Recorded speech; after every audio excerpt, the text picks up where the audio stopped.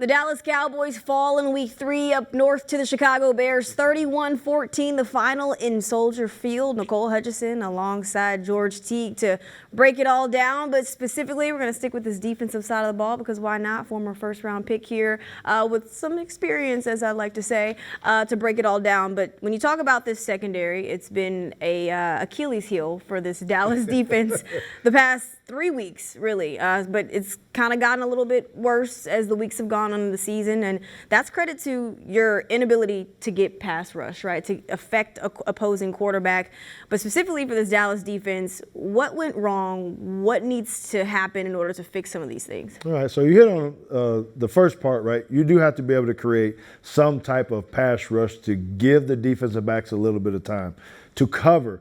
Problem is, even if you were getting a pass rush, I think there's some other things that might be going on. One, are you playing the right technique within the coverage, right? And two, most importantly, what we're going to talk about today is what are you doing with your eyes? We're playing a lot of zone. Everybody knows that Eberflus is playing a lot of zone coverage. So it is really important what we do with our eyes once the play starts to develop. So I want to be able to talk to you guys about some red zone plays, right? And how we're communicating, but also what we're doing with our eyes. Yeah, I mean, because you saw it obviously play a factor, right? A lot of guys wide open, receivers running wide open, either to score a touchdown or just get some big plays there. I believe they had 4 explosive plays for this Bears offense, a team that was really trying to figure some things out offensively. They certainly figured some things out against Dallas in week 3, but what you got? Go ahead and take it over. All right, so I don't think things are too complicated. This first one, right, you can see we have a 3-over-2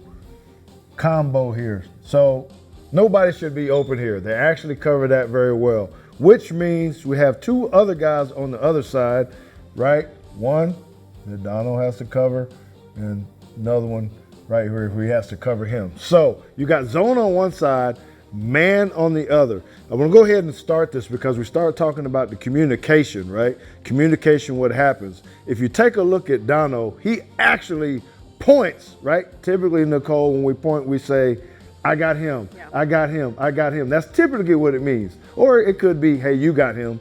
But thing is, we didn't cover him at all, right? So again, the eyes become important, that they need to stay on him now that it happens because it's man on that side. So if you let it run and you watch Dono, okay, the bottom side, they got these guys covered up. For some reason, his eyes now end up back here at the quarterback and not at him because you can see that he actually has him taken care of, right? So you don't like to see people wide open in the end zone like that, uncovered.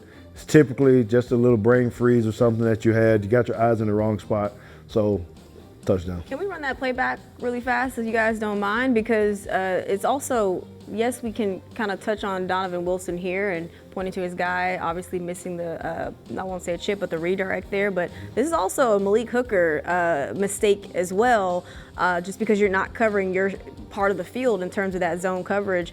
How much do you need to see that kind of cleanup fix, and how do you even clean that up, George? You got to clean it up because we're always talking about trying to protect our inline right here, first of all, right? It's particularly when you have linebackers who are going up on the run first, their play action. So it's super important that this gentleman covers his zone back here, okay?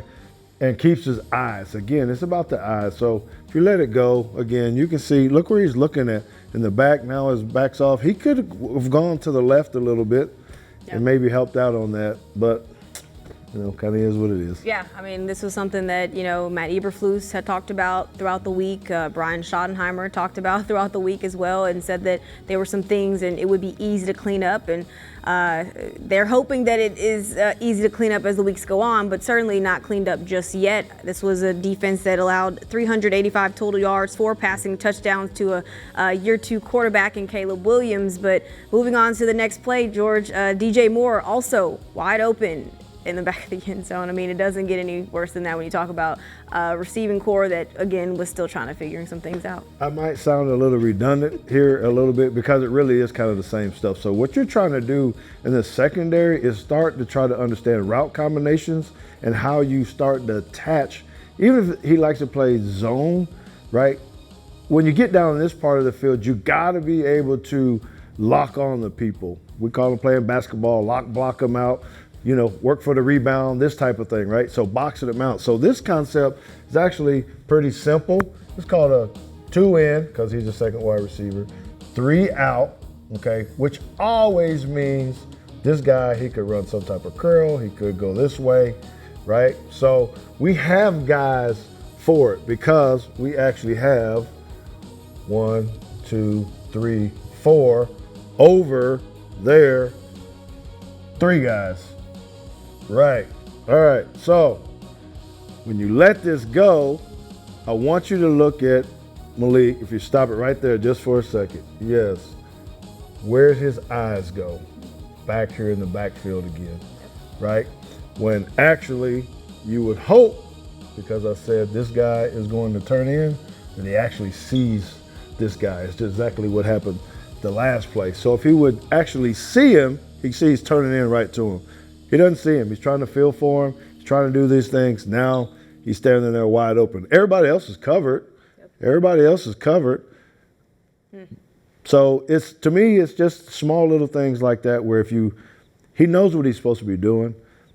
Coach has to try to train him up just a little bit where now once he sees the combination, where do my eyes go to so I can get myself closer to the receiver. Now, how long does that typically take? Because, these are guys, some of these guys have experienced 3 different schemes the last 3 years, right? Because DC, Mike Zimmer, now Matt Eberflus, and sometimes it is an adjustment, learning a new style. But, when I talked to some of the guys in the locker room, even throughout training camp, it was hey, I understand what's happening, what's being asked of me.